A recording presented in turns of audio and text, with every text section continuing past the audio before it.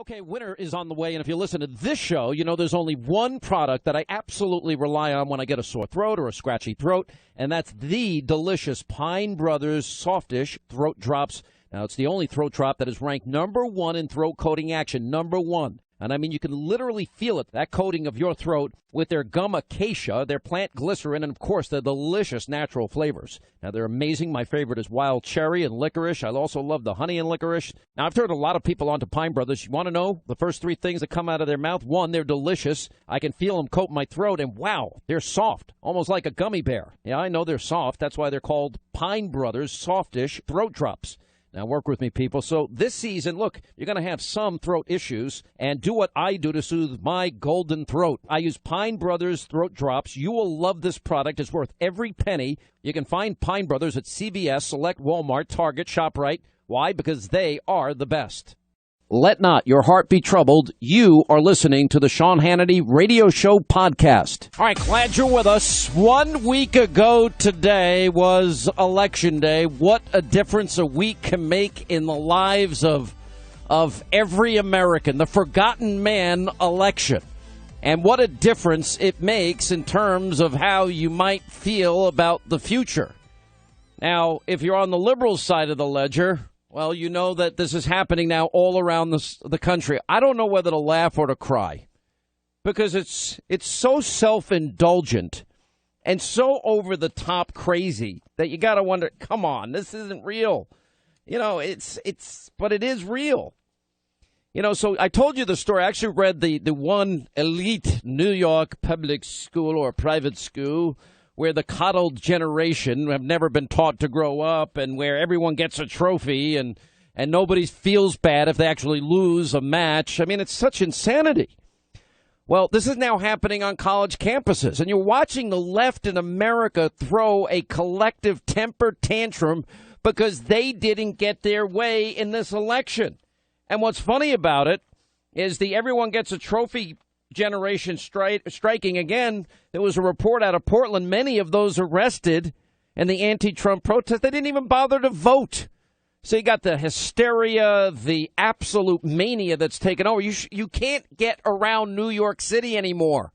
I used to be annoyed when Obama would come to town, but they have had to cordon off blocks and blocks and blocks in front and around Trump Tower because of all these loony lefties that are having a collective meltdown. Now, it's gotten so bad that in these elite New York schools and in universities, they're now offering therapy for the children, disaster counseling, so that the little college brats and the little elite school brats can get over the trauma that Donald Trump defeated Hillary Clinton and deal with their depressed liberal parents at home. And we're told now that they're taking it a step further because apparently the therapy sessions aren't working enough. So they're actually bringing in pet therapy dogs into schools in New York to pamper little Tommy and little Susie that can't get over the election results. They're bringing in therapy dogs. Now, I don't mean there's a really serious side to this. You know, we don't even help enough vets out with therapy dogs. You know, our own Lauren here on the program, she's now on her second therapy dog, although I don't think this one's actually going to make it. Treat is a little too hyper. She's not. I don't think she's going to make it. But the good news is you'll get to keep Treat, and we all love Treat. We're going to make Treat the show dog. She would be perfect to send into those schools and teach those kids a lesson. Yeah, she'd dive all over them and knock them all over, and then they'd start crying and probably file a lawsuit against the city because a dog attacked them, and all the dog wanted was to be petted. I mean, this is how insane this is. Michael Brown over at Town Hall had a pretty funny column today. The coddled generation that wasn't taught to grow up. I don't understand this. Millions of people coddled their entire lives. Young people protesting and temper tantrums and comforted by their professors as they're crying on college campuses in the aftermath of this election. At Tufts University, arts and crafts were an offer to help people after the election. The University of Kansas reminded students on social media therapy dogs are available for comfort every other Wednesday. Arts and crafts to comfort the grieving, spoiled brats on college campuses. I'm sorry, I can't relate to this. If my son or daughter told me they were traumatized over election results, I tell them to grow the hell up and get out of your bubble. Which, by the way, I've said to both my kids over the course of years, over whatever the incident has to. You know, I said this on Twitter, and people took it the wrong way. Now, we have 250,000 vets that suffer from PTSD. Okay, you live in a war zone, and you go tour after tour after tour after tour after tour, and you see your best friend's legs being blown off, or your best friend killed in front of you, or an IED that has somebody blown to smithereens. I'm not talking about that. That's real trauma. But the trauma of an election is insanity to me. You've got to grow the hell up. How have we raised these kids? Everybody gets a trophy? No, the winner gets a trophy. This is mind-numbing to me. I cannot relate to this on any level with my life, my background, my parents' lives, their background, my grandparents' lives, and their background. You know, you have my grandparents coming from Ireland, you know, 10, 15 bucks in their pocket. They knew maybe a family member, maybe they were stuck in a basement corner to sleep. Seriously? There were no therapy dogs available for them when they went out to work 16 hours a day. You know, and for little to no money. When there was institutional discrimination, Irish Catholic need not apply. Or that my father that grew up poor in Bed-Stuyvesant in Brooklyn, or my mother that grew up in the South Bronx, and how it was a big deal that my civil servant mother and father got to buy a house, a Cape Cod house, on a 50 by 100 lot, and I was traumatized because I had 3 older sisters, and we only had 1 bathroom. It did make me want my own bathroom when I finally could afford it, trust me, but that's a different story. I wasn't traumatized delivering papers when I was 8. I wasn't traumatized washing dishes Friday, Saturday, and Sunday night when I was 12, or cooking when I was 13, or bussing tables at 14 and 15, and waiting tables and tending bar at 17. I wasn't traumatized taking 2x10s on my shoulder up 3 flights of stairs so people could do framing when they did old-fashioned framing and they didn't have the lattices all already built out, et cetera, et cetera. They didn't, not the whatever you call them. You know, we used to, the trusses all built out. You know, we used to actually frame houses all the way in and use real lumber and real wood. And as the low guy on the totem pole, and it was also my job to put, 2 bags of shingles on my shoulders and go up a 40-foot ladder and say, here's the roofing, and do that for a few hours. Because they didn't have what they have today, which is the machinery that would bring it up for you. When I was on my knees laying tile for 12, 13 hours, I didn't have the luxury of a pet to pet because I was going nuts working. This is collective insanity. Wake up. I was not happy if the results of the last 2 presidential elections. You know what? I didn't wake up and say, where's my comfort doggy? Where's my toy? Where's my latte? Where's my Starbucks? Where's my Frappuccino? Where is it? Good grief, what has happened to the people in this country? They don't know real suffering. I get in cabs all the time in New York. Every time I get in a cab, I talk to a cab driver. I do. I absolutely. And everyone tells the same story.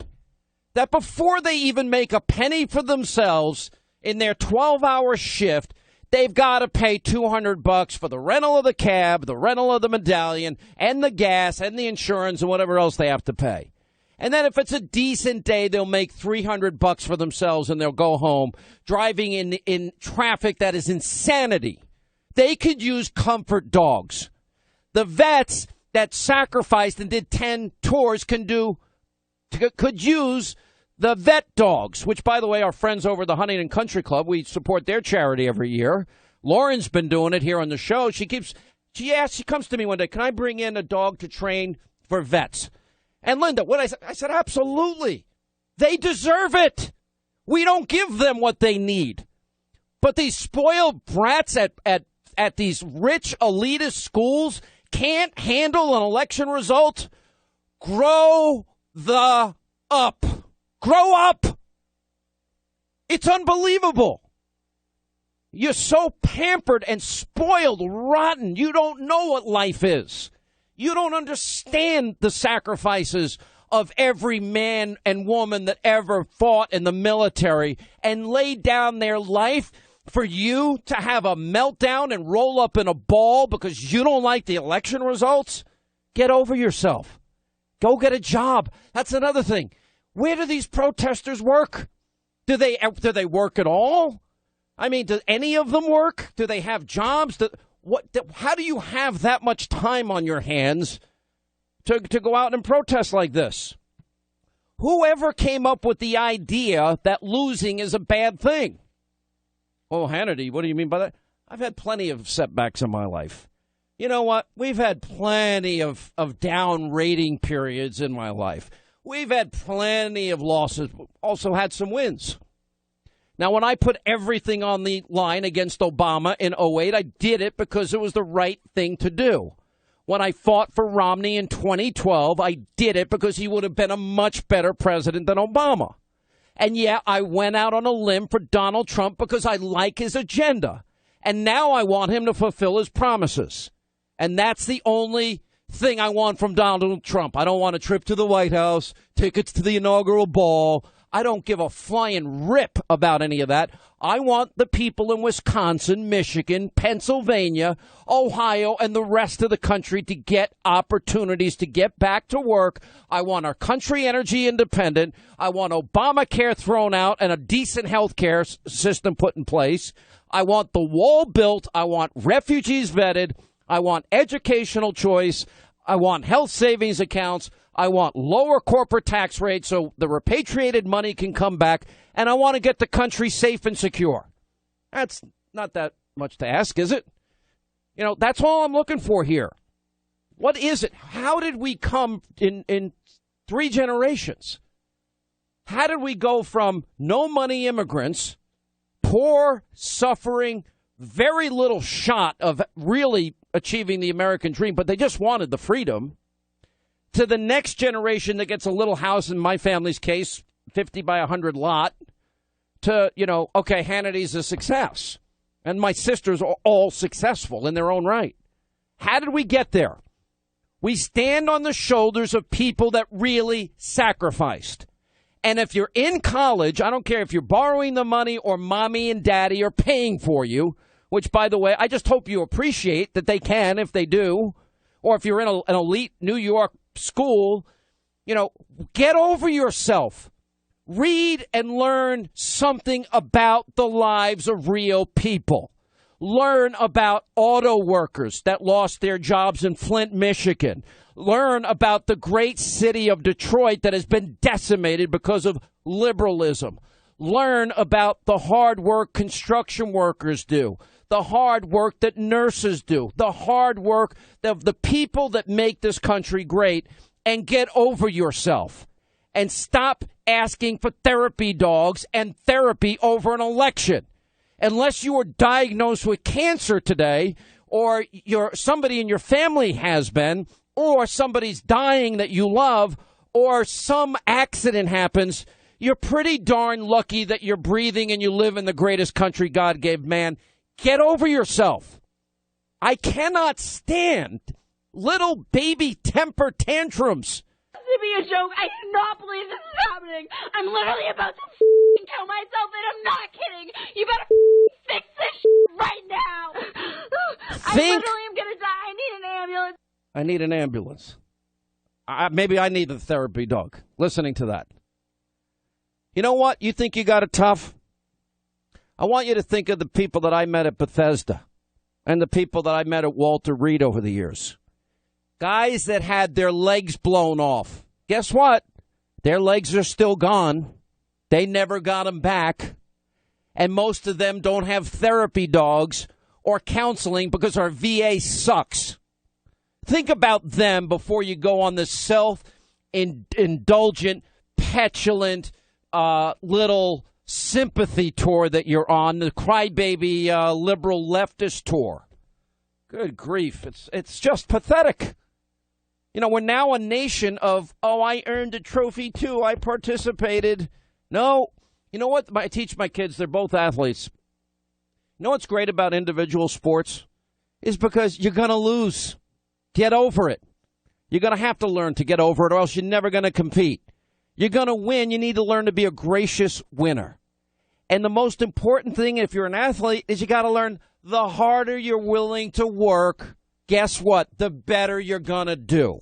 What a life lesson sports teaches us. Now, if you give every kid a trophy, even the kids that lost, well, the whole meaning of striving and pushing and digging in deep is negated. It's gone. All right, I'm done with my little lecture of the day. I thought you should know one thing. What's that? We've gotten several emails from friends of our show. Yeah. Like Ellen Karras and Jeff Lord, who want to make sure you're not going to have a stroke, but would like you to know that they fully agree with you. This is seriously? We're going to give therapy dogs to the little brats in their rich private school, the rich brats at their little college campus. You know what? You want therapy? Go have a Budweiser. Good luck. That's what you usually do anyway, probably on a weekend. Go have a Coors Light.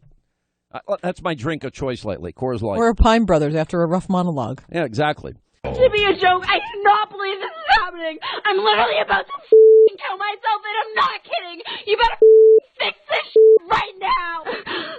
I literally am gonna die. I need an ambulance. Donald Trump, just last week, he confirmed to the National Review that he is again considering a run in 2016. Do it. Do it. Look at me. Do it. I will personally write you a campaign check now on behalf of this country, which does not want you to be president, but which badly wants you to run. Donald Trump has been saying that he will run for president as a Republican, which is surprising since I just assumed he was running as a joke. Is that people think that Donald Trump is a clown. Donald Trump is a clown. I mean, does anybody seriously think that Donald Trump is serious about running for president? Donald Trump, you know, he's a clown. Which Republican candidate has the best chance of winning the general election? Of the declared ones right now, Donald Trump.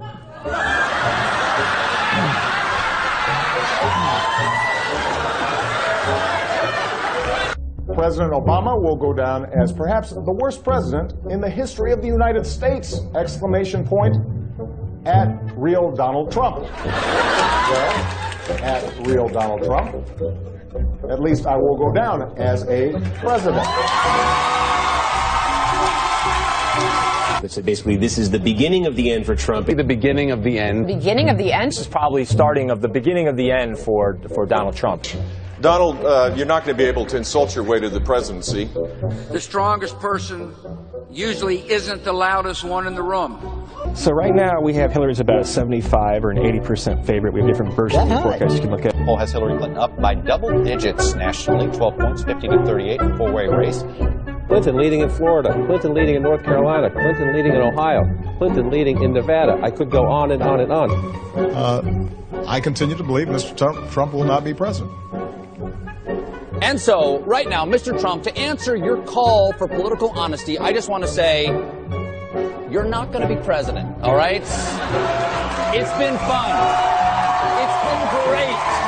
I love you. But come on, buddy. We have a major projection right now. Donald Trump will take Ohio. And CNN projects Donald Trump will carry the state of Florida.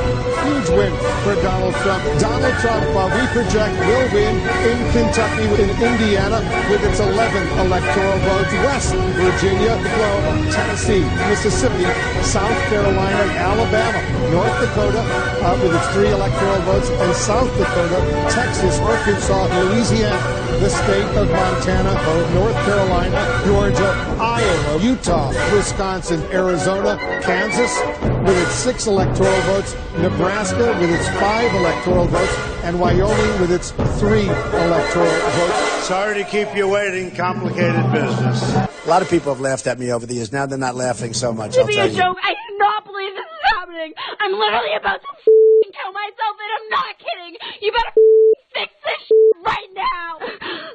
I literally am gonna die. I need an ambulance. A collective meltdown is happening. Let me add one other thing here. Radical alt-left nut job, New York City Council Speaker. Her name is Melissa Vark. What's her name? Viverito, yeah, has declared, quote, a state of emergency over Donald Trump's victory. I'm not joking. For those of you in the rest of the country that may not know what it's like in New York City, this is a mental disorder that dominates the political landscape. The mayor is encouraging anti-Trump protesters to keep destroying the city. And this whack job speaker is now carrying on like Martians have just landed and have invaded New York City. We are in a sense a state of emergency. That's the way I see it. We have too much at stake. We need to be so vigilant and determined. She, of course, a Clinton surrogate who blasted repeatedly. You know, my friend Bob Tyrrell over at the American Spectator, he wrote a piece that basically the night of the election, the real reason Hillary didn't come down and talk is she was losing it. Absolutely had a meltdown. Complete, and I've had it confirmed by other people, which wouldn't surprise me, kind of like her base is having a collective meltdown and they need therapy dogs. Anyway, de Blasio, the comrade mayor of New York, is urging the anti-Trump protesters outside of Trump Tower have included the public beating, by the way, of a 74-year-old Trump supporter by a radical activist to keep up the good work. That's what Comrade de Blasio is telling him, pointing to Trump's recent comments on abortion and appointments and whatever. Mayor Comrade de Blasio urged all Americans to continue to protest the president-elect, speaking after days of rolling protests against the yet-to-be-sworn-in 45th president. Now it's sprung up all over the country. Resistance is necessary, especially since Trump is likely to lose the popular vote. By the way, let me address this. Donald Trump could have run up the popular vote in seconds if he spent a few days in New York, Illinois, New Jersey, and California. But he played the game, he played the election the way the election's played. He could have rung up millions of more votes. That would have been easy for him. Didn't bother, which was smart on his part. Anyway, one other thing, and this is the best thing about all of this. This is a Democratic nightmare. Because if you think these Trump protests are bad, now wait till he starts issuing and rescinding executive orders, especially all that Obama did. You know what? All the legislating by fiat executive order that even Obama himself said he didn't have the power to do.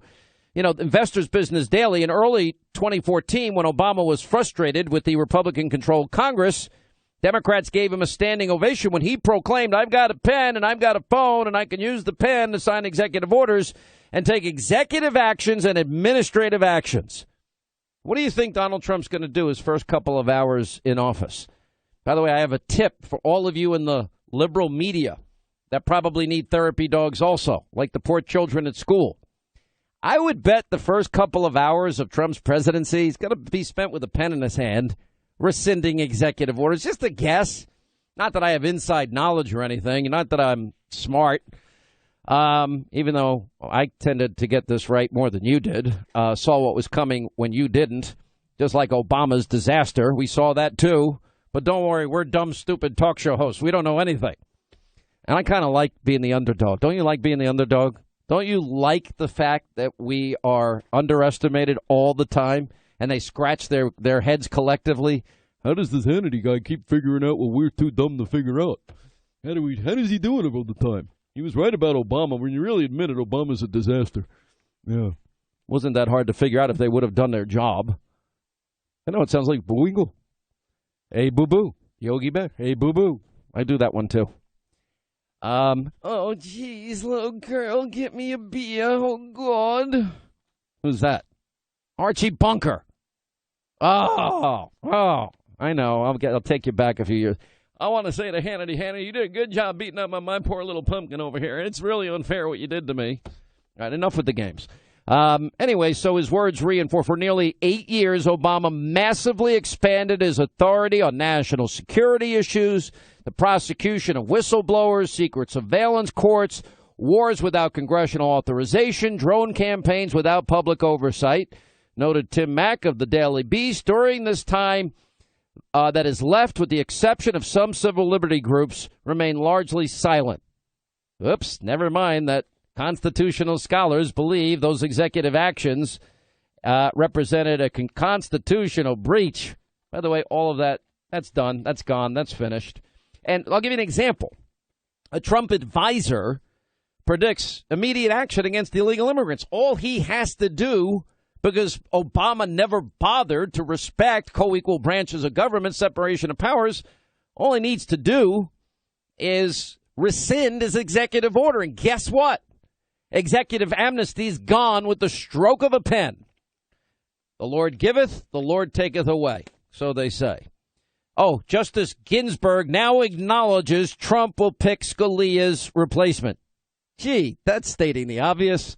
Maybe we need to send a pet over to the Supreme Court for a petting hour, therapy hour. Don't send over Treat. Treat's not up to the test. Treat will knock an older person down. That's not good. Just like he'll knock young children down, just like he tries to knock me down. It's a girl. Just like she tries to knock everybody down. She acts like a very aggressive male dog. I don't know why I always call him a he. She does. Listen, the dog's not making it, and the dog's not going to be a therapy dog. I'm warning you ahead of time. I don't want your feelings hurt, but on the upside, Lauren gets to keep the dog. I'm happy about that. First of all, she's all lady, and she acts like it. When she jumps all over me, that's all lady? Dives on me when I walk in the room? Isn't that what every man wants? Okay, yeah, okay, she dives on me. What if it's a vet that in a wheelchair, which is what the dog's supposed to be trained for? She's an underdog, Sean. She can make it. No, she's not going to make it. I'm preparing you. This dog is going to fail. They're going to say, what have you been doing the last 6 months? That's what they're going to say. Now, the dog, I like Treat better than the previous dog, because that previous dog was so zen, I'd like say, all right, Stan, oh, you're going to make me get up? All right, give me a second. I'll do it. They had no life in them. My dogs are like Treat. I love dogs that are, let's say, spirited. So the point of commonality is you. Yeah, exactly. It's all about me. It's all, narcissistic host. What do you expect? Come on. Doesn't every host suffer from narcissistic personality disorder? Yeah, exactly. Agreed. And these more than half the anti-Trump protesters didn't vote in Portland. I don't know why that makes me laugh. Here's another article today. Paul Ryan pledged to make Trump the most successful president of our lifetime. Look, I don't mean to laugh. I don't want him to get in Trump's way. I'm glad he's come around at the last second here, right on time. But if they're going to make him speaker, I just hope he does his job. Whatever. It's gotten so bad, an armed bystander in Florida had to help out a Florida sheriff's deputy. That was literally a driver who attacked a Florida sheriff's deputy Monday morning, was shot and killed by a bystander who warned him to stop beating the officer. Thank God the officer, in this case, they protect us. There was a guy that could protect him, thank God. Pelosi's days may be numbered as speaker. I'm sorry, minority leader. Did I say speaker? I didn't mean that. She'll never be speaker, hopefully, again. By the way, I kind of like what Obama said. I want Iowa because the demographics dictated not because the demographics dictated I'd win Iowa. Translation, a lot of white people. It was because I spent 87 days going to every small town and fair and fish fry and VW Hall that was there. Some counties where I might have lost. Basically saying Hillary's lazy and Hillary couldn't do anything. Bob Terrell, the American Spectator, is a great guy. Losing it on election night. In the early wee hours of Wednesday, November 9th, skeptical minds were musing over what happened to Hillary in her concession speech. She was supposed to deliver it. A rattled John Podesta walks out on the stage. Sources tell the American Spectator that on Tuesday night, after Hillary realized she had lost, she went into a rage. Apparently, at least one source saying she began yelling, screaming obscenities and pounding the furniture and picking stuff up and throwing it. Kind of like her supporters right now, which that's pretty much what they're doing. By the way, the country's going to be all right, everybody. I promise you. Everything's going to be fine. You'll survive. Maybe the best thing that can happen is we can get Americans back to work, our budget balanced, our borders secure, Obamacare gotten rid of, education back to the states, and a president that can say radical Islam. Most Americans say, yeah, they saw a ton of bias. The difference between now and 2008, when I said journalism is dead in America, is now everybody sees what I saw. They're not coming back. They're not going to be trusted. I'm telling you right now, it's not going to, whatever. Anyway, Hillary will make her first appearance. Sanders says it's not Comey's fault that Clinton lost. Good for him. Will President Obama pardon Hillary? That's going to be an interesting question. Anyway, you've got reality as a way of asserting itself. Condescending Obama says Trump can't keep his promises. Why does Obama think he can influence Trump? I'm sure Trump yesed him to death. I know Donald Trump. I've had conversations with Donald Trump. He yeses me to death. You know, Donald Trump takes in what he wants, he listens to people, and then he does what he wants. He makes up his own mind. Listen, which I admire. You got to make up your own mind. Obama's final foreign trip is a group therapy session. That was the headline in the New York Post article. We certainly expect the election will be the primary topic on people's minds everywhere we go, said Penn Rhodes. You think? The White House expects Trump to uphold U.S. treaties. I tend to doubt the Iranian deal is going to stick. Maybe, but I doubt it. What else we got? What else do we have going on here? Oh, Keith Ellison, fairly extreme guy, appears to be the leading candidate to be the new DNC chair. Let's see, announced he's going to run, extreme liberal, far outside the mainstream. He's a fierce opponent of the Second Amendment. His back policies that would infringe on constitutional rights. The Republican Party sent this out. He's far outside the mainstream on taxes. He wants a top marginal rate over 60%. Wow. He's against fracking and natural gas. He thinks Hillary's a Republican. That's how radical he is. Okay, that's interesting. Let us see. What else do we got? I got to read. Oh, man, when does time fly when you're having so much fun? Oh, and so many other things to get to. And Coulter's going to take a victory lap when we get back. It is important for families that are anxious. It is important for children and adolescents that are unsure because of Tuesday to understand that the city of Chicago is your home. You are always welcome in this city. Always. To be clear about what Chicago is, it always will be a sanctuary city. To all those who are, after Tuesday's election, very nervous, there's filled with anxiety has been spoken to. You are safe in Chicago. You are secure in Chicago, and you are supported in Chicago. The city will provide services, and your ability to access those services will always be there. They will not waver or change because of administration. They may change, but our values do not. This is a city of inclusion. And while you are here and you call Chicago home and you call yourself a resident of the city of Chicago, your legal status does not determine whether your kids can go to school. Your legal status does not determine whether you can access public services. And this is a representative of what it means to be a community of support. You are safe, you are secure, and you're supported in the city of Chicago. Here we are. And which Republican candidate has the best chance of winning the general election? Of the declared ones, right now, Donald Trump. I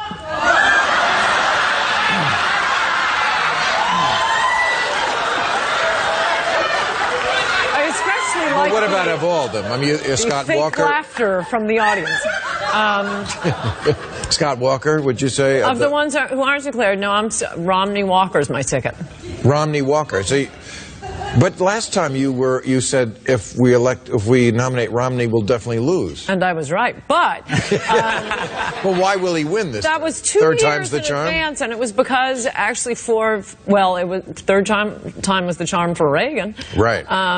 It was because it's very hard to take out an incumbent, and the reason I supported Christie back then, and I don't now, was because he's so flashy and idiosyncratic. We probably were going to lose, but the only shot we had was this wild, idiosyncratic guy. I think Romney would crush Hillary. I would do anything for Though Trump. if you ran, Trump. If you ran Bernie Sanders, it would be much tougher. Bernie Sanders? It would be much tougher to beat him than Hillary. You think would be a better candidate than Hillary? Yeah. Wow. Yeah, I mean, because he would cares excite about the base. The American middle class, working class. Hillary doesn't. She's like the elected Republican. She cares about the Chamber of Commerce. All right, there you have Rombo Deadfish Emanuel and his pathetic pledge that he's going to violate the rule of law, which is great. When Trump then brings back the rule of law, rescinds the executive amnesty, illegal, unconstitutional executive amnesty, and he goes forward with the city breaking the law, then they're going to pay a huge price. And then, of course, the president actually, I think, believes that he's going to influence Donald Trump, which is not going to happen. And then the best cut, I think, of the entire election season, Ann Coulter, back in 2015, I don't remember the exact date, I think it was June of 2015, saying to Bill Maher and being scorned and mocked and ridiculed and laughed at that Donald Trump very well could win the presidency. Ann Coulter joins us now. In Trump We Trust, she now is having her last laugh. That is that is what I call getting in last licks in a major way. Well, I'm happy about the result. That was 2 days after Trump's announcement, and I was waiting for what we've seen so many times before, for a politician to take a sensible position on immigration. The entire establishment, the media establishment, the political establishment, both political parties, Hollywood, all of those businesses, Macy's, The Apprentice, NBC, rose up against Trump, and we've seen it time and time again where politicians would back down. Marco Rubio ran for Senate, promising not to support amnesty. As soon as he gets to the Senate, what's he pushing? Amnesty. So that was 2 days after Trump's announcement, and at that point, Romney was the best we ever had on immigration until the mighty Trump. It took me about 2 weeks to see that, wow, Trump isn't backing down, to say pretty clearly that he would be the nominee, and I thought would win the presidency. You know, a lot of people are trying to make the case, oh, look at, he put Steve Bannon in there. You know, as Mark Levin said, as our friend David Horowitz said, as Joel Pollack have said, these are all people that actually really know Steve Bannon. You have known him. I know him.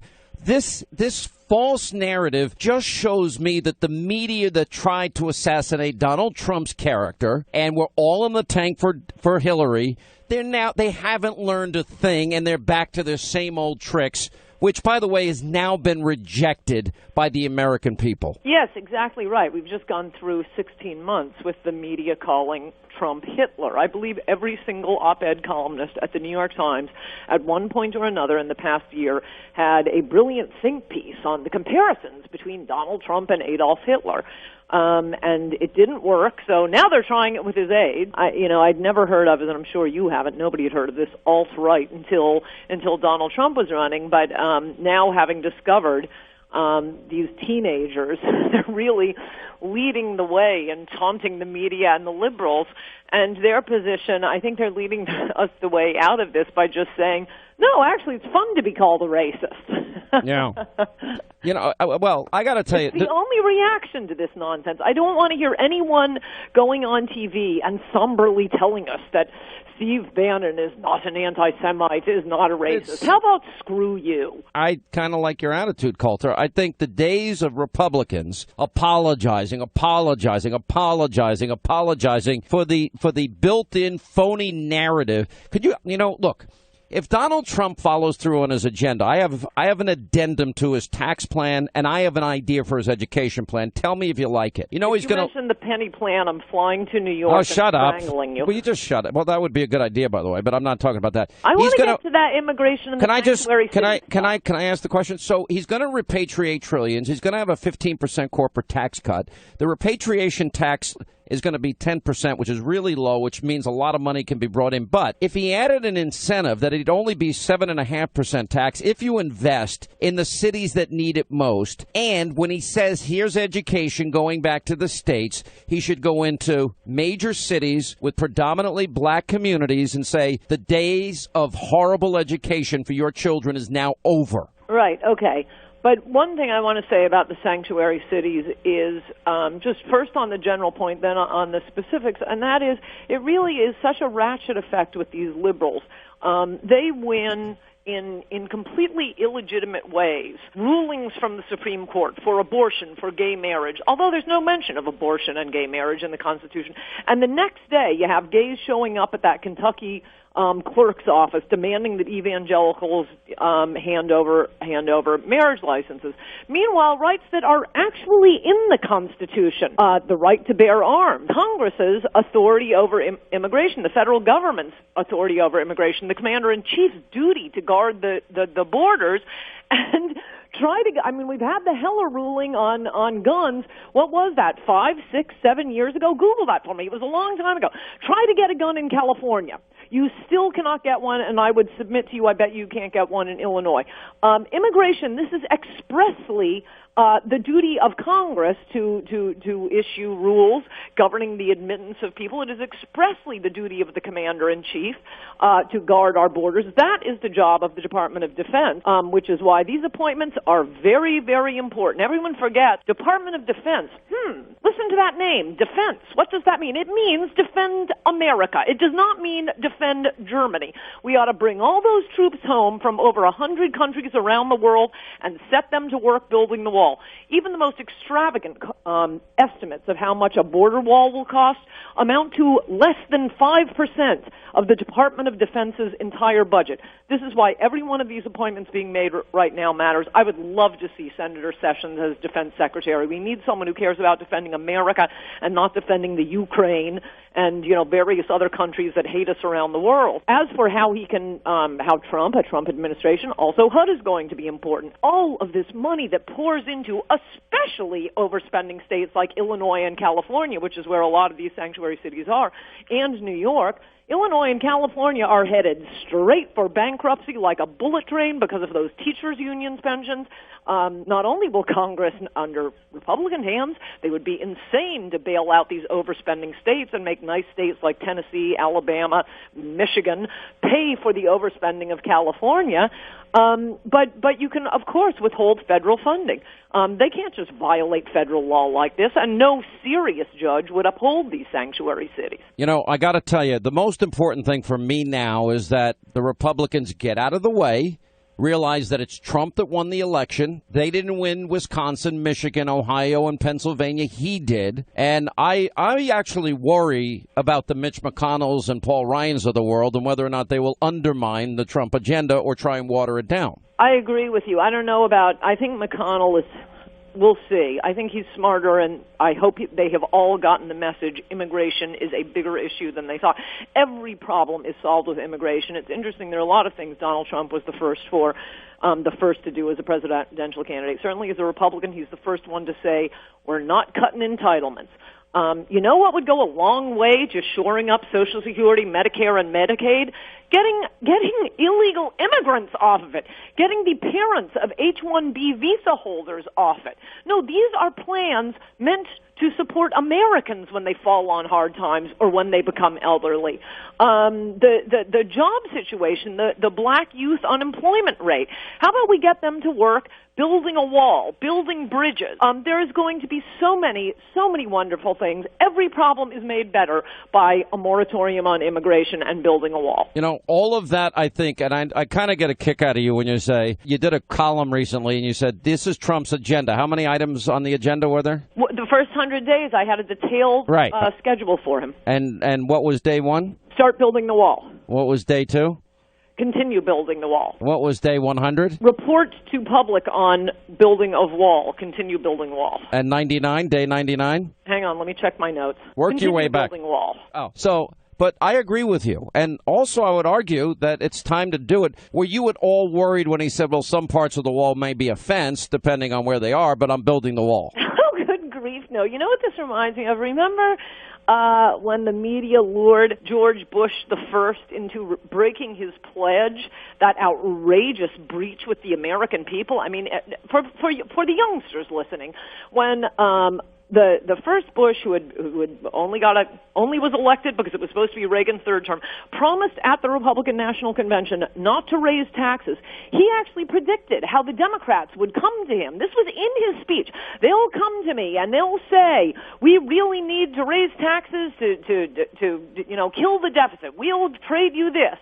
And he kept saying, "And I'll say to them no. I'll say to them no." And finally it was, "And I'll finally say, read my lips, no new taxes." Famous line, and what does he do? Gets into office and raises taxes. And the reason I mentioned that was the New York Times during that period, and all media, were so hilarious. They lure Bush into doing it, saying, well, he's got to do the responsible thing, he's got to raise taxes if he's going to be the adult in the room. And then he raises taxes and they all attack him for flip-flopping. That's exactly what the media is doing now. They are so desperate to lure Trump into violating one of his pledges, one of the big ones. There are only 3 or 4 that he absolutely cannot go back on. The wall, deporting illegals, and it doesn't have to be done overnight. He's given us the order, the pecking order of how he'll deport them.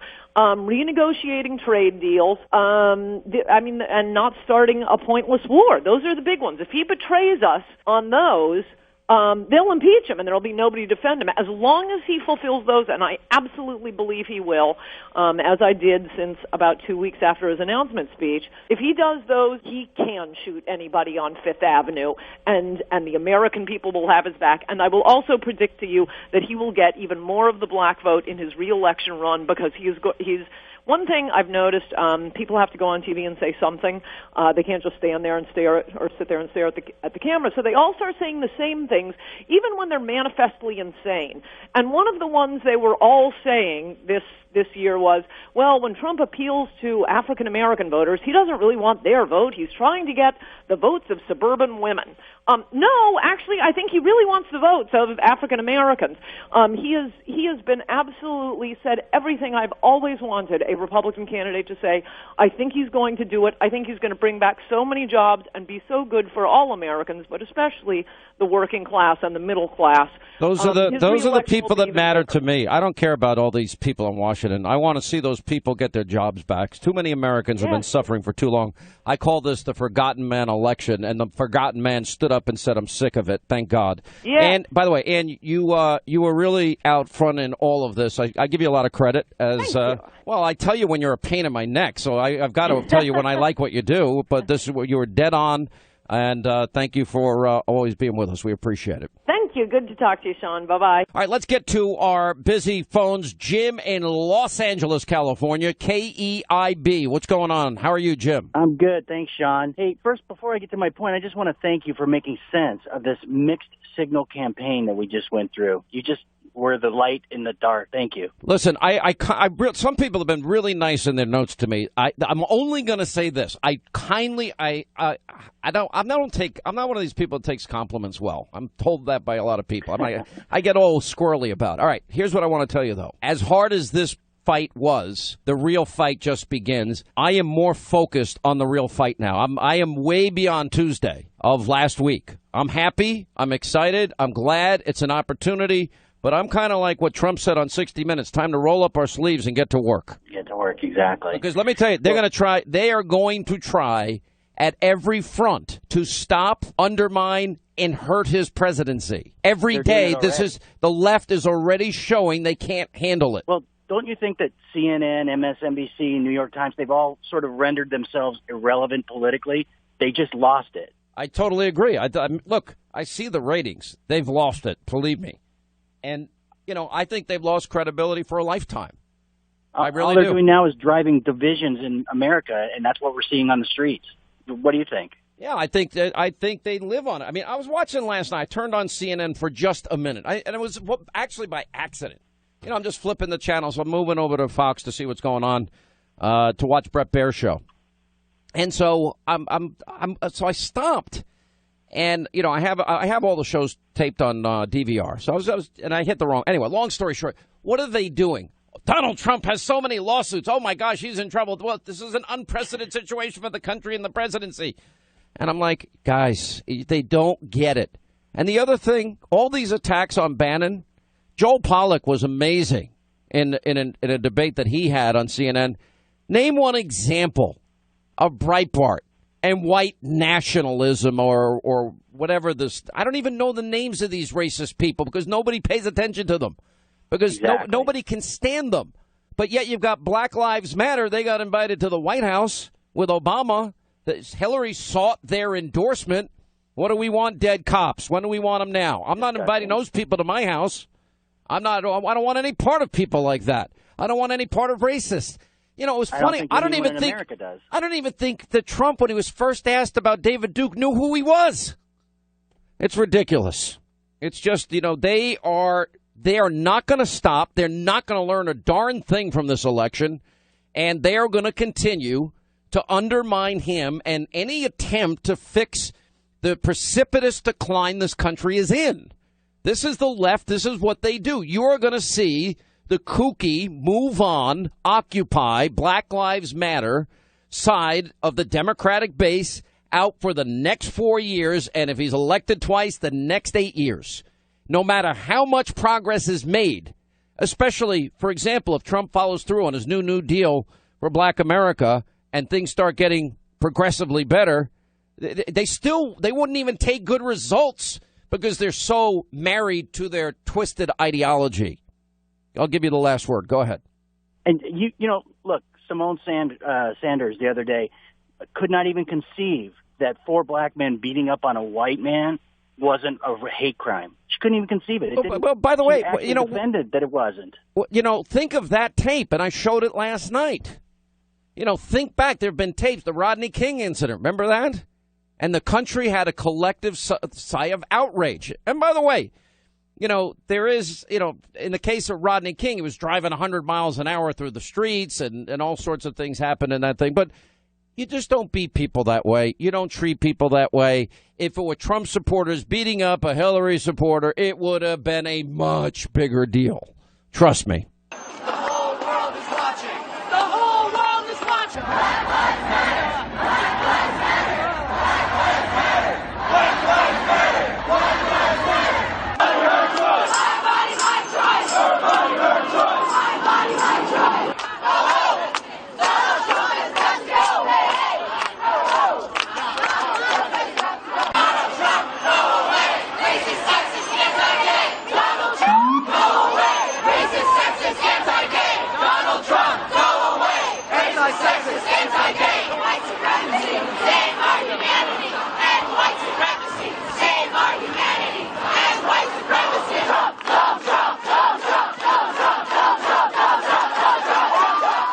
Not my president. Not my president. Not my president. Not my president. As you can hear, there are chants of not my president. There's also chants of Mike Pence, the vice president-elect, along with Donald Trump.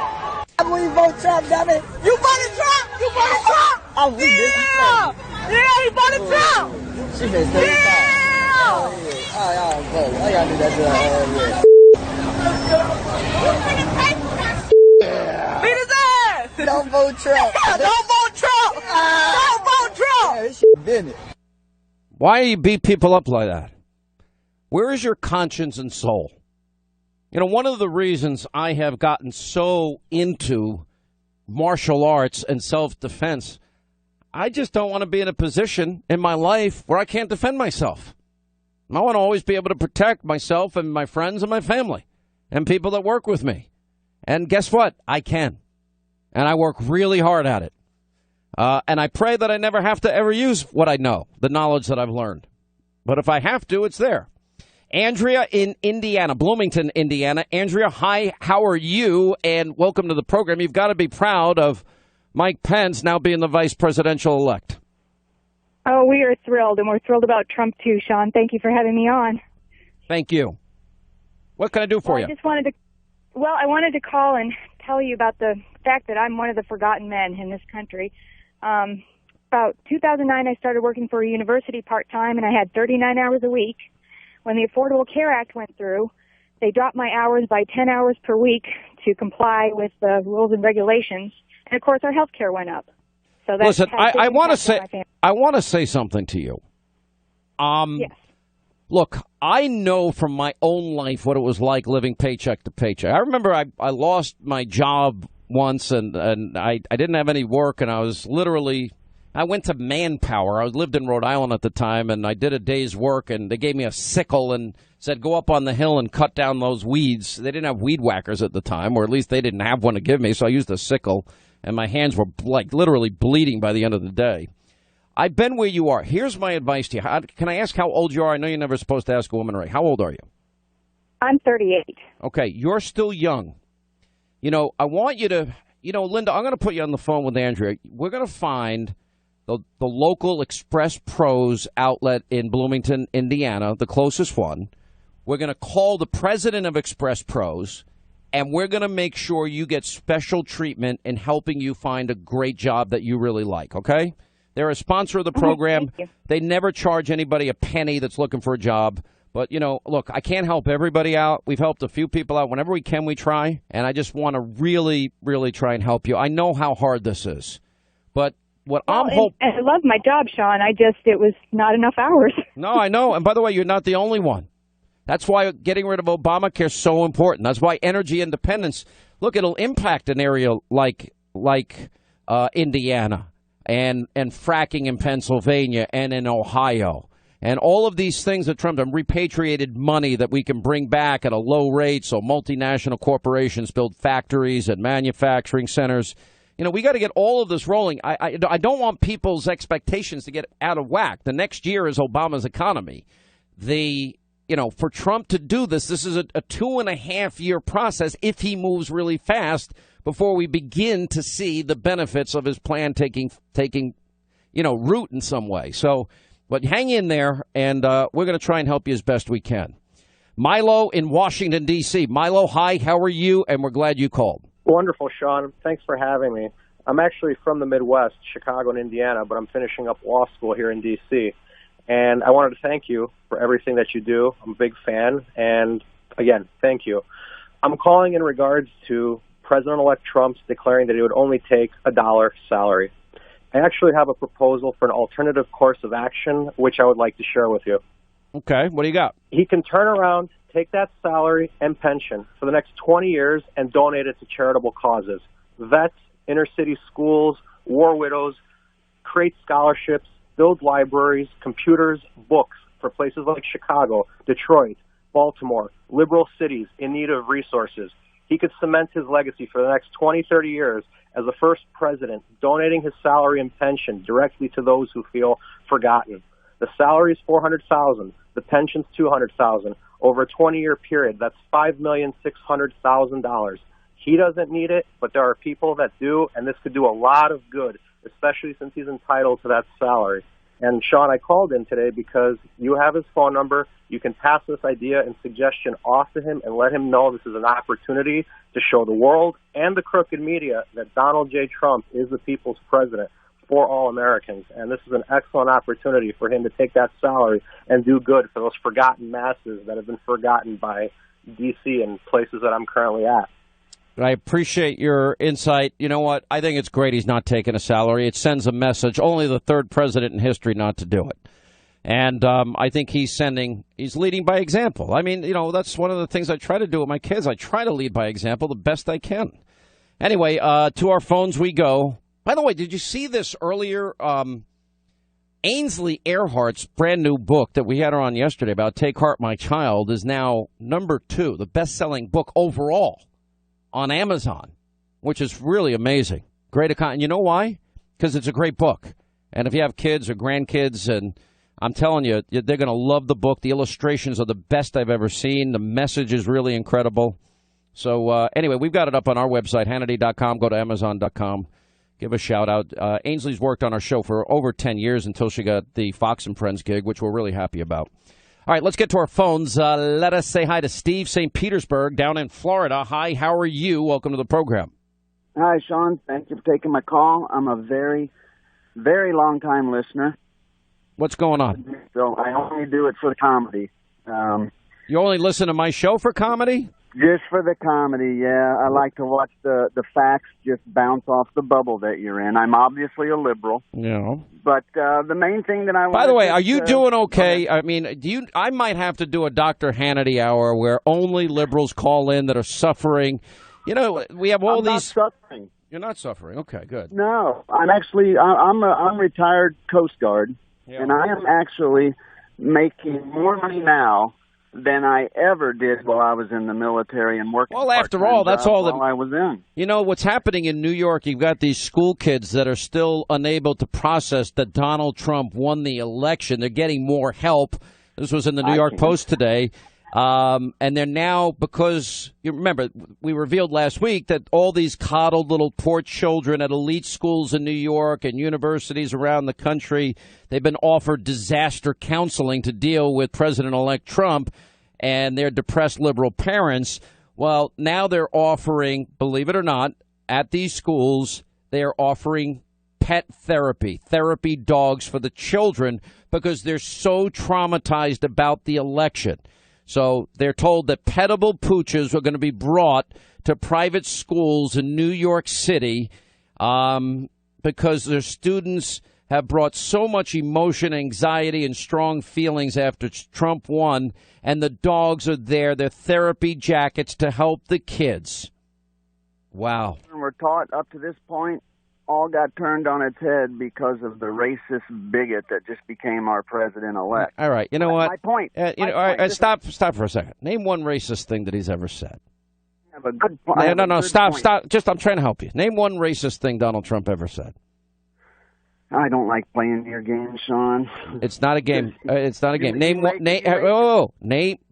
Name one racist thing that Donald Trump's ever said. Go. I had a point to make. I really did. Okay, stop. That's not the game. You hang on. No. Name one racist thing Donald Trump's ever said, and then we'll move on. Go. One racist thing. Yeah, just Donald Trump. That's it. Just one. Yep, one. How about the? I can't recite it word for word. Not word for word. Paraphrase it. I can't. Okay. But the down talking he did, talking about African Americans, you're being shot, you're being you have no education, you can't walk outside your neighborhood kind of thing. No. He came up with whoa. He said he's going to implement a new deal for black Americans to make their city safe, their schools better, and everything else. So he's actually saying he's going to help the black community because the Democrats haven't done it. That's not racist. Listen, when you get the answer, you call us back because I'm here to help you because you are suffering from Trump derangement syndrome. And my job is to help you. All right? That's my goal. That's my mission in life. I'm sure as a matter of convenience, I generally haven't paid a lot of attention to the polls. But since your question is directly related to the notion of a rejection of my worldview, last I checked, a pretty healthy majority of the American people agree with my worldview on a whole bunch of things. And I know that begs the question, well, how is it that somebody who appears to have a very different worldview just got elected? As I said, sometimes people just feel as if we want to try something to see if we can shake things up. And that, I suspect, was a significant phenomenon. I do believe, separate and apart from any particular election or movement, that we are going to have to guard against a rise in a crude sort of nationalism or ethnic identity or tribalism that is built around an us and a them. And I will never apologize for saying that the future of humanity and the future of the world is going to be defined by what we have in common as opposed to those things that separate us and ultimately lead us into conflict. Sometimes when I'm talking to young interns at the White House who are still immunizing themselves from the cynicism that's so chronic in this town, I remind them if you had to choose a moment in history to be born and you didn't know ahead of time who you were going to be, you choose now.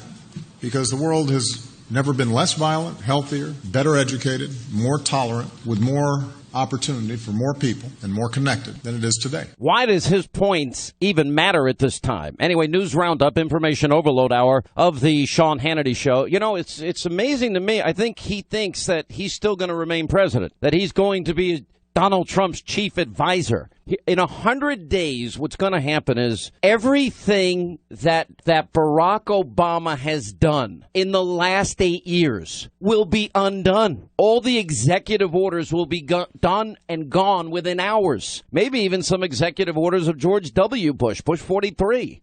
From that point on, it's not going to be lawlessness anymore as it relates to his illegal, unconstitutional executive amnesty. Laws are now going to be enforced going forward. And criminal aliens will be the first to go. Some 2 to 3 million of them. Well, why wouldn't you want them to go? These are people that not only didn't respect our laws, our sovereignty, but then they came to America and committed crimes on top of the original crime. That's not good for Americans. And as it relates to vetting, I stand by this. Why this is even controversial is beyond me. If you grow up in a society, in a country, with a culture that feels they have the right to tell women how to dress, the right to say to women, you cannot drive a car, you cannot go to work, you can go to work, you cannot go to school, you can go to school. A culture that believes it's okay, that marital rape, in the case of, let's say, Coulter, is legal. Or in the case of Saudi Arabia, gays and lesbians get killed for being gay. Or Christians and Jews are, as a matter of state policy, persecuted against. Well, if you grow up in that culture, under that system of, quote, law, if you want to call it that tyranny, I would argue, and you want to come to the United States, how do we know you're not bringing those values with you? That's what extreme vetting is. That's why it's smart. That means fewer people will come to America with values that contradict our deeply held conservative values. Dr. Sebastian Gorka, Major General, distinguished chair of military theory, Marine Corps University, author of the New York Times bestseller, Defeating Jihad. Jonathan Gillum, Navy SEAL, former FBI and Federal Air Marshal. Welcome both of you back to the program.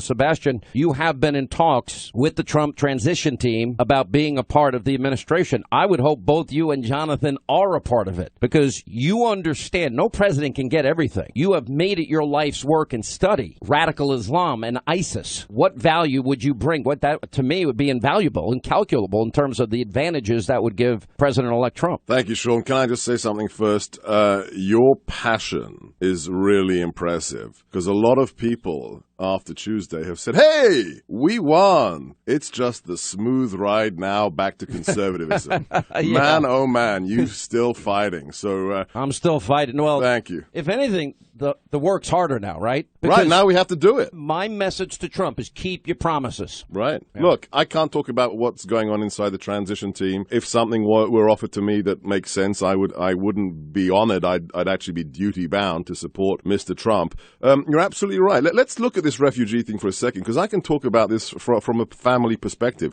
My parents were refugees. They escaped a dictatorship. My parents escaped across the Iron Curtain in the Revolution of 1956. My dad escaped from a communist prison. What happened when he made it across the border? He went to a refugee camp. What happened in the refugee camp? He had to stay there for weeks until what? Until a counterintelligence officer who'd interviewed him scores of times was satisfied that that person is not a threat to the country he wants to go live in. He's not a subversive. He's not an undercover communist agent. He's not a radical. Why could you do that back in 1956 and suddenly it's not relevant? Suddenly, I mean, look, Sean, let's be honest. We have the transcripts now. What do we know about Hillary's speeches to the banks? Borders are bad. We don't need borders. She wanted an open hemisphere. Right. The whole American continent. All Crazy. of it. From all the way south, all the way north. It's just one big happy family. Right? That was going to work, right? The differences are not insignificant, what I'm describing here. If you believe you can abuse women, gays, lesbians, Christians, and Jews, I question whether or not you're bringing those values with you to proselytize or indoctrinate or advance a caliphate, or do you want to assimilate? And how do you possibly, Jonathan, ever ascertain what is truly in somebody's heart, especially ISIS killers that are trained to lie. Well, that's a very difficult thing. And as Sebastian was just saying, they had to go with his parents. They had to go through multiple weeks of investigations and interrogations. Here's the thing, Sean, is that what most people don't realize is that as Barack Obama says things overtly, as these protests happen downstairs overtly, there is a subversive movement of globalism. What that indicates, if you really look at who these people are, you see that they're not concerned, even though they stay here and they talk about gay rights and equality, they're really not concerned with that. They use that as a way to divide people because it's much easier to control a divided people than a unified people. So what you heard him say right there, Barack Obama, was absolutely perfect. You couldn't have scripted it anymore. If you take the F-bombs and all these things that the protesters say, this is what they feel. They feel like what Donald Trump did is just a fluke of passion. But the reality is we're not part of the subversive movement, and they are. Hillary Clinton wants no borders. She wants globalism. You look at the Prime Minister of Canada. You look at France, Great Britain, Australia. All the places where it'd be nice to go live or visit have gone now to globalism, and not only is it not working out, but it has they're looking for an outcome that has nothing to do with what's best for people. Can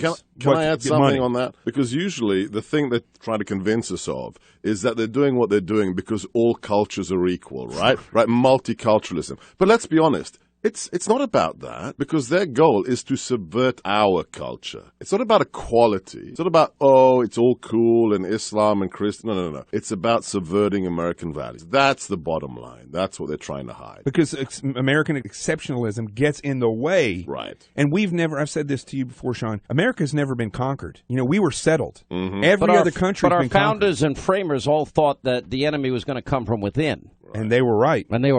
And what was bad about this enemy is the fact that when the military and when we swear in law enforcement to support and defend the Constitution from all enemies, foreign and domestic, it's not the DOD that determines who we go to war with. It's politicians. And that's also who determines who the domestic enemy is. And unfortunately, in this case, it was the politicians. Let me ask you this, because we hear these threats. ISIS wants an attack during Thanksgiving. We heard threats that it might have happened on Election Day. We see Germany now is involved finally in a crackdown, I would argue for political expediency by Chancellor Merkel.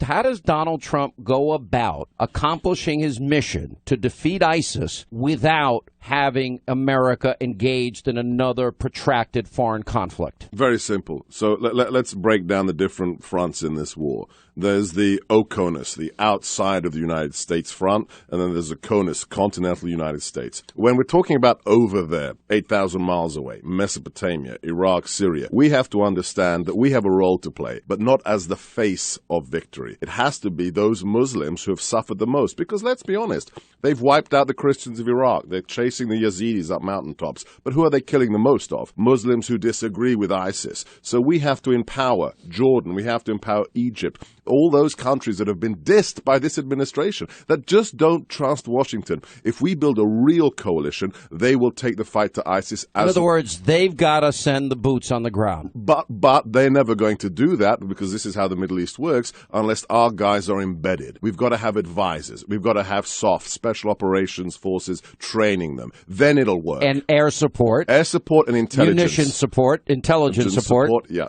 I agree. That'll work for the outside. So, and let me just add to this. So one thing that we have to do is stop calling these people radicals. We need to start calling it what it is: Muslims, Islamists, and jihadists. And the fact is that the Muslims that are willing to help, actually very small. Islamists who would support jihadists but maybe not fight is a very large number. The fact is we need, which we have never had, a strategic war plan that encompasses CONUS inside the United States and OCONUS outside the continental United States. We have always fought ISIS. We fought Al-Qaeda. We fought these guys. We fought the Russians in the Cold War. But we literally now, and maybe this sounds a little conspiratorial, but we have a two-front Third World War going on. It's the Islamists and the jihadists. That's one. And you have what I like to term new communism or globalism, which is going straight to the top and taking all the leadership positions around the world. While we concentrate on whether we call them radical or it's ISIS. Threat groups. We're not doing a strategic plan to defeat those and defend ourselves. It's one and the same. But we're also completely ignoring this other enemy that Barack Obama and Hillary Clinton and all these people were a part of. Reaction?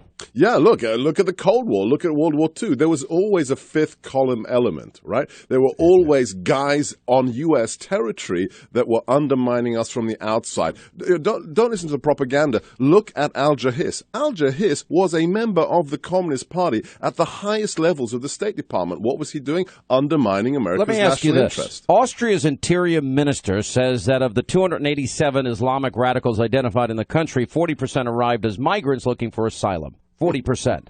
This is what Clapper, Comey, Brennan, Steinbeck, McCall, General Allen have all been and warning us. So that would be the same here. I don't think there's any doubt about it. But is Europe gone? Did Europe let too many radicals in? Will they ever recover? No-go zones, for example, in parts of Europe. Will they survive? Look, I don't know. Let me ask this differently. Is the Islamization of Europe complete? Not yet. Almost? It's on the way. I grew up in Europe. I spent 23 years in Europe, and I'd never know. I had no idea. I know, it's Alabama, right? The accent's I was going to say Alabama or New York. I couldn't figure it out. and when I go back to Europe now, I just don't recognize Europe. I mean, I went to Vienna recently, and there's this beautiful street called the Ringstrasse that has the Opera House on it. And you're in the heart of the former Austro-Hungarian Empire. And what do you see now? Not just hijabs. You see full burqas with the grill. You see, as if I've been to Afghanistan. It's like I'm in Afghanistan. Mm-hmm. That's in Austria, outside the Opera House. Right. So is it finished? It's not finished. Why? I'll give you one ray of hope. Nigel Farage. I'll give you Brexit. He was just on yesterday. I like him. Oh, good. Yeah. He's a great guy. He's on TV tonight. Brexit is the antibodies. Look, it's political correctness. We've had enough, whether it's the guys in Brussels or whether it's the idiots at number 10 Downing Street. So Brexit could show the way. And what the left doesn't understand here, and it is just so entertaining to read the New York Times and everybody else in HuffPo, Brexit is the Trump train. These are the same things. I agree. And you know, I always hoped, but until I see numbers, I'm just maybe the doubting Thomas. Look at Linda. I always knew it would be Brexit. I would never have wavered at all. But I always thought that was the possibility, and those issues that they were dealing with were our issues that we were dealing with, and then it finally happened. And, you know, people are saying to me, well, aren't you excited? Don't you want to stick it in their face? Yeah, maybe a little part of me, but more importantly, I feel relieved. Yeah. That America has a shot of rebuilding and stopping the bleeding and the precipitous decline that we're now living through. Look, I came out pretty early as a supporter of Trump. I tried to stay in the national security field, but say this man can win this war for us. In the last few weeks before the election, several people, would come up, people who knew me, and say, "What happens if she wins?" I never entertained that reality. No, absolutely.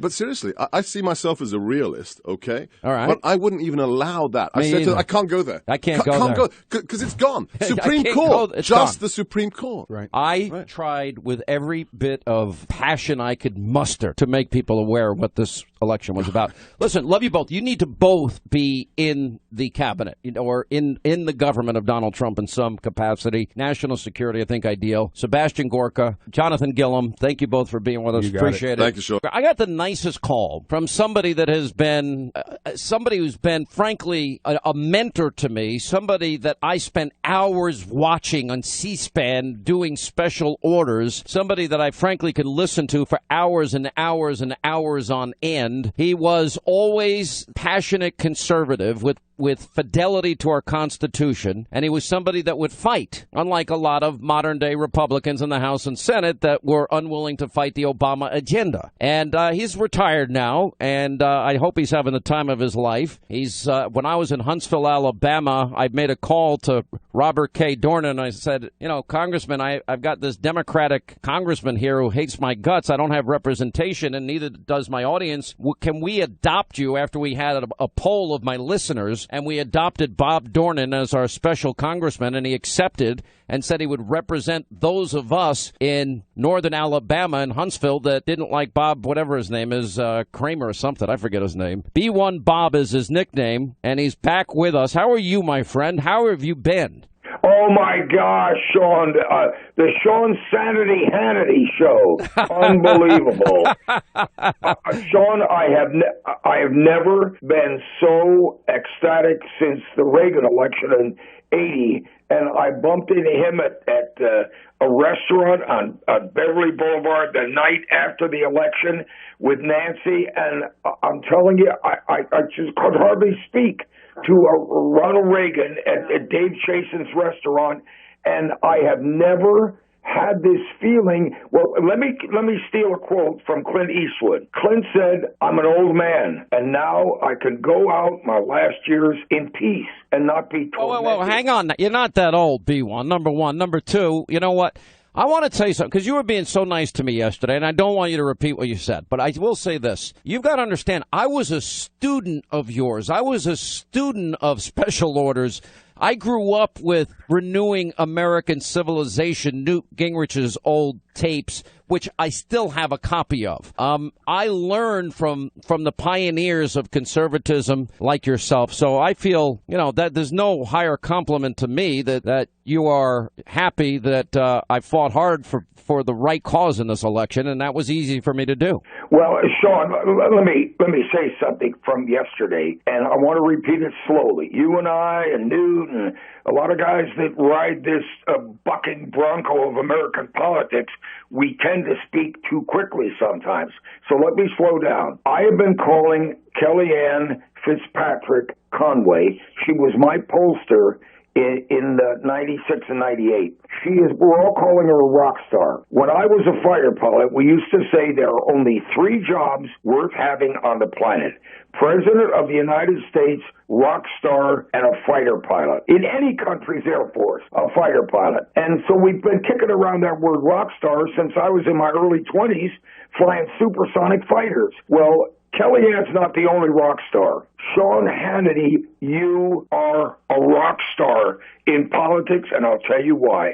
Jeremiah Wright, who else kept mentioning that and demanding that the media vet Obama? You've said several times since 2008, you said the media died in this country. They not only died, they worship at the altar of the Clintons. It's almost diabolical. And I'm going to give you a little one-answer quiz that I think reveals so much about this election. Hillary switched on traditional marriage, on Keystone Pipeline, on Trans-Pacific, on everything. Anything Bernie did, she became a socialist. But there's one issue, and only one, Sean, that if she were to switch, she would be treated like a biblical leper, like she had Ebola, AIDS, Zika, the flesh-eating bacteria. The party would dump her in an instant if she changed on one issue. And I see that one issue on signs the last 3 nights. It's abortion. This is why the media licks the mud off her boots. On Waters' World, he had 3 very intelligent, mature women lined up, all in their late 20s, 30s, and he said, "Ladies, you're all voting for Hillary. Why?" The middle one forcefully said, "Abortion," one word. I see it on the signs. My body's my body. And last night, on the 5, Geraldo Rivera said the following: "Well, nothing is ever going to change on Roe Wade. He's going nowhere there. It's been with us for since 1973. The court has decided that the baby is a part of the mother." Let me ask you this question. My panel said, "Hold on, Geraldo. A little boy in a mother's womb, a boy of a different racial background, different hair color, different eyes, different IQ, DNA, that is part of the mother's body, like a ruptured gallbladder, like it's a cancerous tumor. What are you talking about?" I do agree with this. There is zero room among the hard left on that issue and a number of others. But let me ask you this. There are so many Republicans that didn't want to support Trump, starting with the National Review people, starting with the Red State people, starting with, the Wall Street Journal people, starting with the intellectual class, those that forget Bill Buckley and the comments and the combativeness that he had with Gore Vidal and some others. And my question to you is, and then you had very few congressmen willing to admit they're supporting Trump. Kelly Ayotte, I would argue, probably lost because of it in New Hampshire. And my question is, you know, a lot of these guys, it was Republicans that called Reagan, and I'm not comparing Reagan and Trump. They're two very different personalities. But they called him an amiable dunce. That wasn't Democrats. That was Republicans. My question is, what has happened to the Republican Party that they have become spineless, that they have become gutless, that they have become visionless, that they literally made one promise that they'd break after another? They wouldn't use their constitutional enumerated power of the purse. What has happened to them? Well, let me bring it back to you again. The weekend before the election, Saturday, Sunday, Monday, I'd watch the show, I'd watch reruns on the weekend, and I'd say to Sally, Sean is going to be standing there like a tiger, almost alone, if Hillary pulls this off. The diabolically protected Clinton Inc. crime family slithers back into the Oval Office. Sean has said he's going to lay this at the feet of all of these gutless and in some cases Judas Republicans. I said, Sean has his work cut out for him. I got to figure out how to help him. It's going to be so tough. Sean, you've been relieved of that burden because there's something else that happened that kind of broke my heart. 30 former Republican members signed a letter on a Friday in October. It was the morning before the Bush tape broke. And on that was Senator Humphreys of New Hampshire, my pal Vin Weber, 8 of the people on this 30 letter of former House members, 29 and 1 senator, were 8 of them who left the House in a sex scandal, 3 of them who left the House in a financial scandal, and they were all coming down hard on Donald Trump. But you went through the litany of, remember the cover of National Review. I had Bill Buckley on my show 3 times. He was a personal friend. He wouldn't have countenanced this. And then Weekly Standard. I have to hear over and over on the evening news last night, there was an article calling Bill Kristol a renegade. What they don't point out, it was written by a fellow Jewish member of the tribe, which doesn't excuse the ugly title, but it takes away some of the harshness. All of this attack on Steve Bannon. Look, I thought that the Democratic Party for one day was the Edward Munch famous picture called The Scream.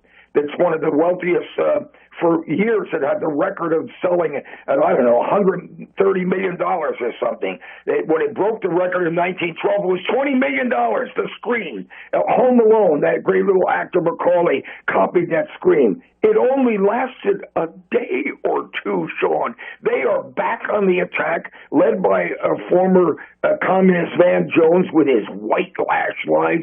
It is unbelievable how quickly they've recovered, backing up their demonstrators and violence of people in the streets.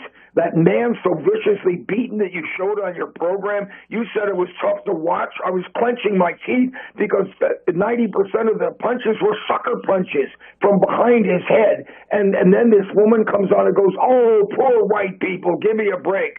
If that was your brother, your father, your kid brother, being beaten like that in the street, your husband, I'm telling you, you better eat properly, Sean Hand. You better watch yourself. You better drive carefully. This country needs you like it needed Nathan Hale, and look how he ended up. Listen, I don't take that honor at all. Listen, I'm going to tell you what this election is for me. I call it the Forgotten Man election. And that is about that picture you put up, that guy on the bench. I know, right? But that's what it's about. And, you know, I spent a year, B1, repeating myself. And I knew what I was doing. Some people say, oh, Hannity repeats himself. I'm like, yeah, I did it on purpose because I wanted people to know how bad the Obama years were for so many people. You know, we throw out statistics. Those are nearly 50 million Americans in poverty and on food stamps. Those are real people, real lives, real suffering, and unnecessary suffering caused by the failure of government. The bigger failure to me was the Republican Party.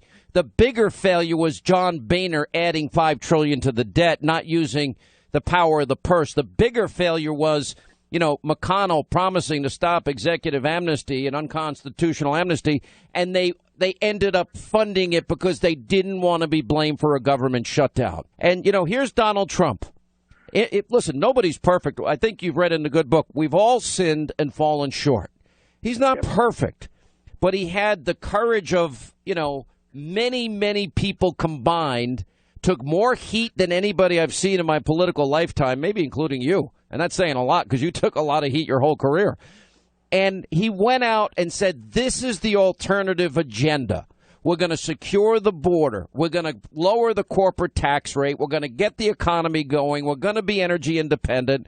We're going to vet refugees because it makes Americans safer. Energy independence, immigration, the wall, education back to states. There's nothing hard about this, B1.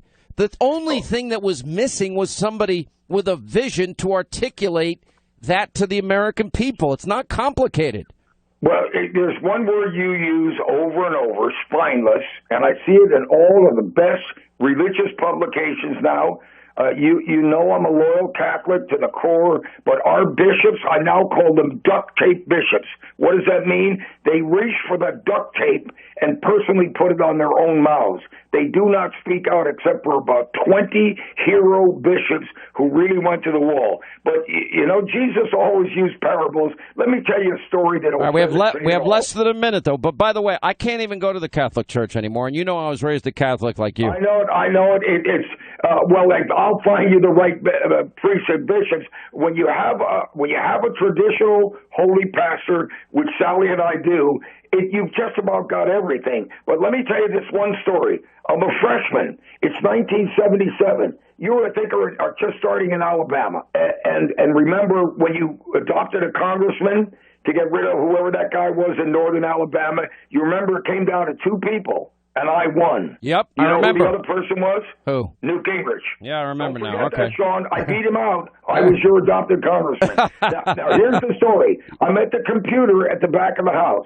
They've just been put in. Brand new computers. We have a vote on common situs picketing. Then it was followed by a Henry I. pro-life vote. We had 20 Republicans voting with the Democrats. And I'm standing there. Remember Steve Sims of Idaho, great guy? I said, Steve, what the hell is this? Who are these 20 traitors voting with the Democrats? He says, you're in for a real lesson here. Every vote we lose or win, we've got about 20 traitors that are with the other side. All right, I got a break.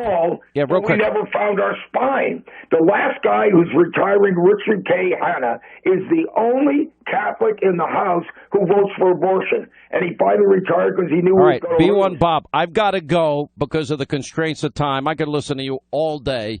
Thank you, my friend. Sean, will you do me one favor? Yeah. I've done it. I've got it in front of me. And let's do it next week. Make up a list. A positive and a negative list, like Nixon used to draw a line down a long yellow pad, put on one side all of the people like Van Jones and Ron Reagan Jr., the ones we're never going to hear from again. On the other side. All right, I got to run. B1 Bob, thank you. 800-941-SEAN is our toll-free telephone number. Okay, winner is...